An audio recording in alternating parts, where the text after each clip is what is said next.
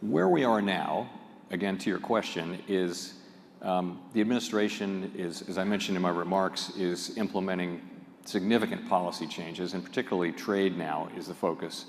And the effects of that are likely to move us away from our goals. So unemployment is likely to go up as the economy slows in all likelihood, and inflation is likely to go up as tariffs find their way, and some part of those tariffs come to be paid by the public. So that's the strong likelihood. And my hope is that we'll get through this and get back. Well, we're always going to be aiming for maximum employment and price stability. That's what we do. I do think we'll be moving away from those goals probably for the balance of this year, and then, or at least not making any progress, and then we'll resume that progress as we can. Let's talk a little more about tariffs.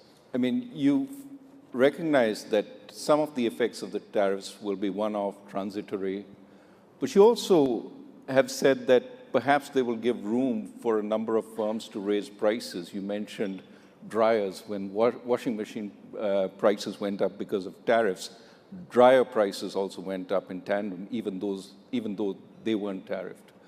What's your sense about the effects of tariffs on inflation? What would make them more persistent? And what would make them have effects on growth? So in a kind of a simple starting point is one tariff comes in that gets passed along in prices and raises inflation, but it's just a one-time thing. So the price level goes up, and that's it.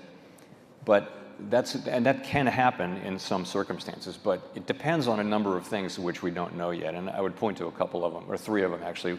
One is just the size of the effects. And as I mentioned, the tariffs are larger than forecasters had expected, certainly larger than we expected, even in our upside case. We looked at a range of cases. So that's one. The second one is how long does it take for the tariffs to have their effects on inflation?